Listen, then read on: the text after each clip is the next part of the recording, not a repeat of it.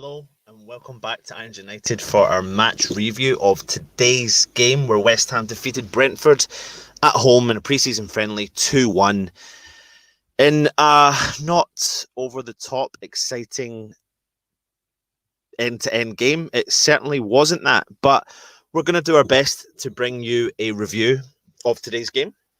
We did do a live watch-along, and I suppose we didn't really speak a huge amount about the game because there really wasn't a huge amount to talk about.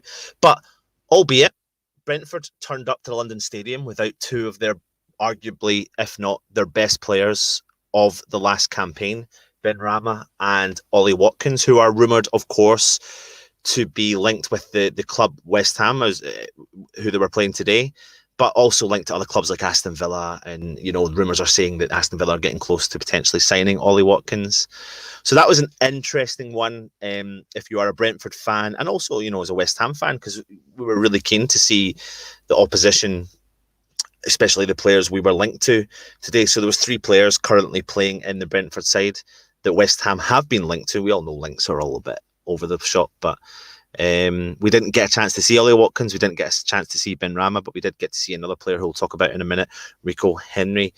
But I tell you what they did do was they turned up, and they are a good attacking side. They don't score the most goals in the Championship last season and are to be taken lightly. Yes, it is a pre-season friendly. Yes, I understand that, but it's definitely a good step up from the last couple of games we've had to prepare ourselves for the up-and-coming Premier League season. So what we do know, though, is that the Reading game has been cancelled, and we're not actually too sure as to why the Reading game has been cancelled in midweek, which means West Ham's next pre-season friendly, unless they announce or arrange something over the coming days, is going to be against Bournemouth in the Betway Cup final. Yes, the Betway Cup final. So what we probably were going to see today was the closest look to West Ham side that we may see moving forward. Now, of course, against Wycombe and Ipswich, David Moyes changed a few things around and therefore played 2 games on the same day, split the squad half and half with a really strong mixture of youth and experience. So in today's game, in the last couple of games, there was about approximately 32 squad players that we saw between the 2 games. And obviously that was going to be dropped, but a bit lower, but we weren't 100% too sure what that would have turned into. So let me go through the choices that David Moyes came with the starting lineup. There is obviously David Moyes at the London Stadium. So today's starting lineup was Fabianski in goal, and Ryan Fredericks returned back to the side. Of course, we haven't seen him much in training because we believe he was in quarantine, but he played back. He was back in the side today at full-back position alongside Balbuena, Ogbonna. So we didn't see Baptiste or Alessi start today, but Baptiste was on the bench. Then we had Creswell at the other fullback position. Then the midfield was going to be interesting because we saw 2 different attacking lineups at West Ham's last 2 pre-season friendlies. So we had Noble in alongside Wilshere in the middle of the park, Fornals and Yarmolenko, with Diangana and Haller up front. So of course we've seen that partnership between Diangana and Haller, and we're expecting potentially that partnership to spark in this particular game. So it went into, let's have a look at the substitutions, and this is what West Ham took along in the substitutions. They had Randolph, Masuaku, Johnson, Cullen, Coventry, Soucek, Lanzini, Baptiste, Bowen, Felipe Anderson and Antonio. And then in Brentford's starting lineup, like I said to you, they were missing 2 particular players that we did know of, which was Watkins and Benrahma, but they did have Rico Henry, who West Ham are linked to, and the French under-21 international Mbuemo, who has scored a lot of goals in the Championship last season for Brentford. And yeah, today did look like a good talent. But the game itself started off brightly for Brentford, if I'm being brutally honest. I mean, they attacked West Ham left, right and centre, and they were, West Ham lined up with a different midfield today, so we didn't have the protection of, and one player we haven't mentioned is Declan Rice, where, everyone's panicking and worrying about this Declan Rice saga. And just very briefly on the Declan Rice saga, I'll just mention to you that, there could be loads of reasons why he's not played today. I don't think West Ham are going to sell him, but I mean, money talks. I constantly will say it to you, money talks, and there's a possibility that that could happen. And if that was to happen, they could spend the money that they want. They've got a checkbook there, and they'll come and get their player if they want him. And you know what? There's nothing us fans can do, and there's nothing the club will do, because they'll accept the big money bucks. I really genuinely believe they would. But we might be reading into that a little bit. There could have been slightly injury concerns. Declan Rice has not played a competitive game since the last game of the season. Of course, he was on holiday with all the Chelsea players and Ryan Fredericks, so they've come back and apparently they're quarantining. But we'll see how this kind of fruitions. But in the game itself, we did lack that midfield, trio of Rice, Noble, and Souček, and the communication between the three, and the protection in the front line, the protection in front of the defenders, because we know West Ham are not the greatest at defending. So I'd mentioned to you there, we had Mark Noble alongside Jack Wilshere.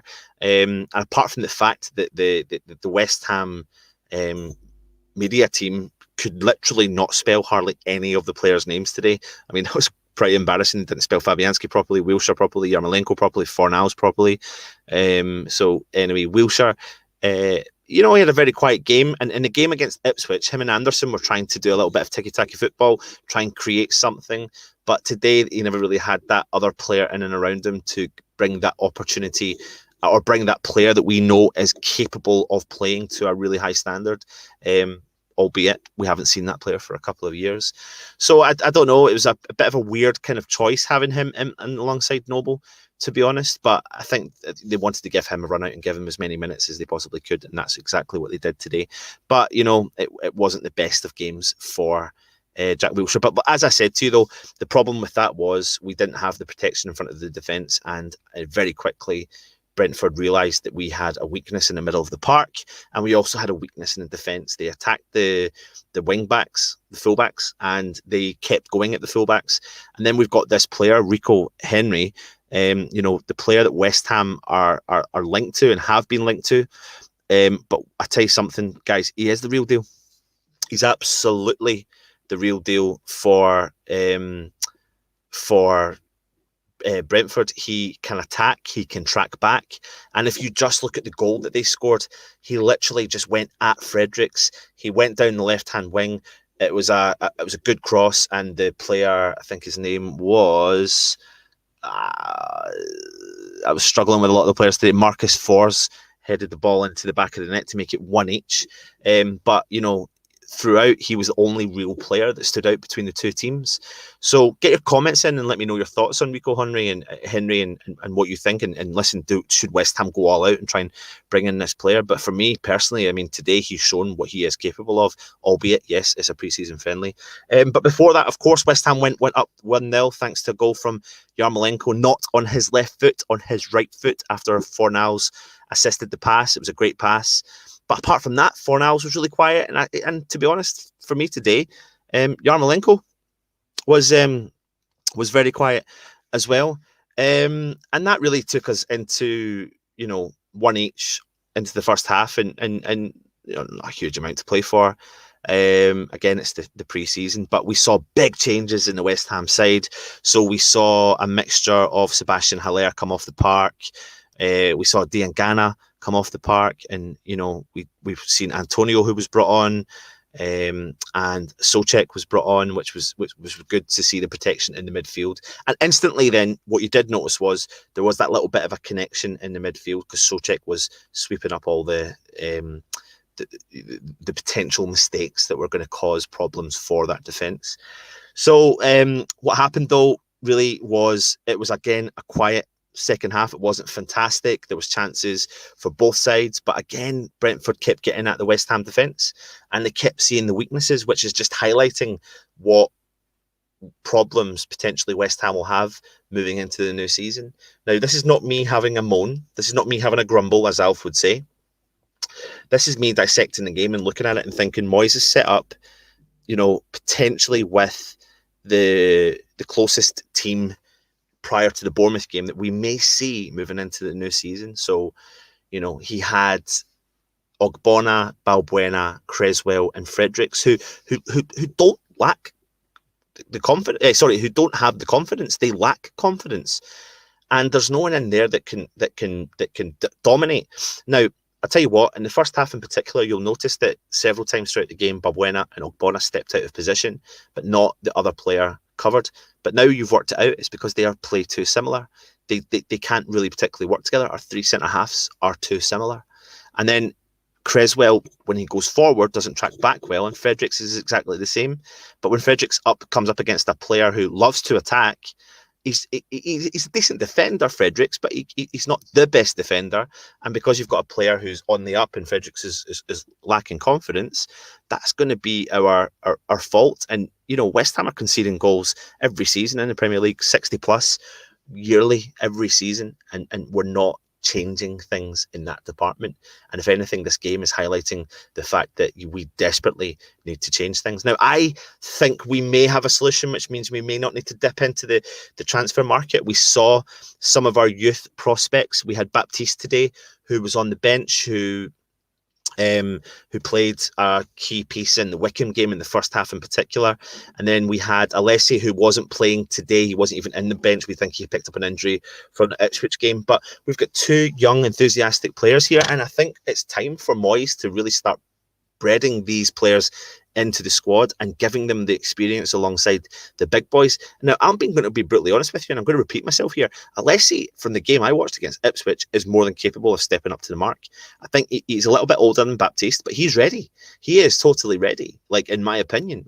Okay, maybe not to start, but to start breeding him into this West Ham lineup, this is definitely the guy that we want to start moulding into the next central defender, youth player coming through the youth prospect into the West Ham side. So get your comments in and let me know your thoughts, particularly on that. But like I said, it wasn't a game to write home about. We won't really particularly remember the game, but was it a good workout for West Ham? Absolutely. Was it against really good opposition, better opposition than what we've had in pre-season over the last week or so? Yes, absolutely.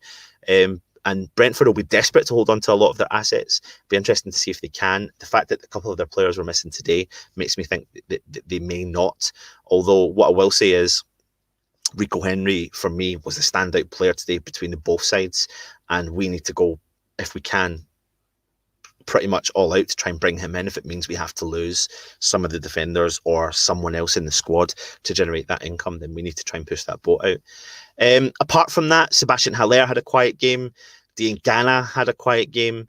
Apart from Yarmolenko's goal, he had a quiet game.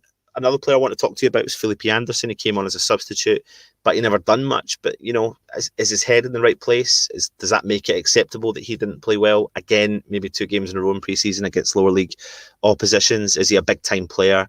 Does he want to be at the club? I don't know. But I think West Ham fans are putting a price tag of £25 million, and I think that's reasonably harsh, because I certainly don't think West Ham are willing to accept £25 million for a player that has scored goals in the Premier League and assisted goals in the Premier League, albeit he does dip in form quite a lot. But I think his best position centrally and behind the strikers. What I'm really intrigued to see is how we line up against Bournemouth. I think West Ham may go out and try and get another bounce game, pre-season game, if they can, last minute arranged, because I think West Ham definitely need it, because we definitely need to see more of the squad.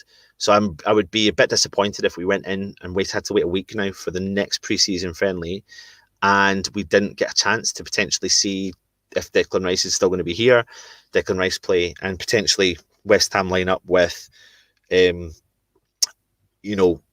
the closest lineup to how the season's going to start. Mikel Antonio limped off today with a hip problem, but the rumours that are coming out of the club tonight are saying it was precautionary. How many times have we heard that?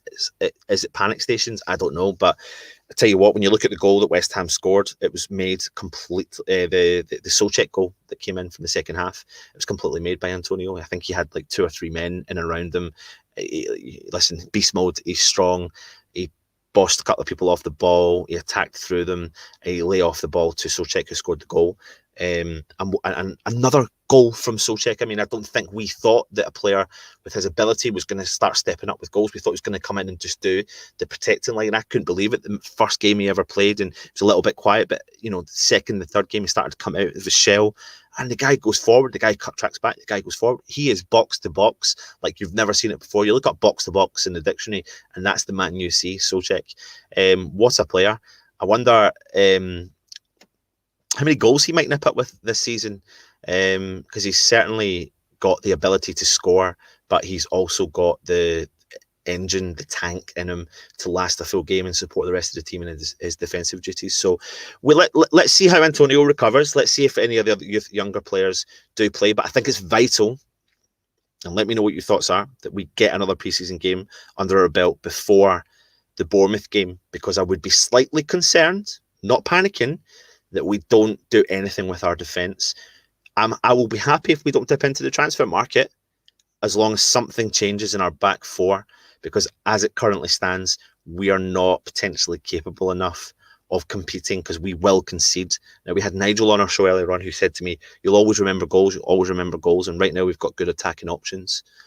But someone else made a valid point in the comments by saying we're only 3 injuries away from disaster, and West Ham are very capable of having those injuries. So let's just hope that we can see some of those changes in the defence, because we need to stop conceding as many as we do to try and do something in the Premier League.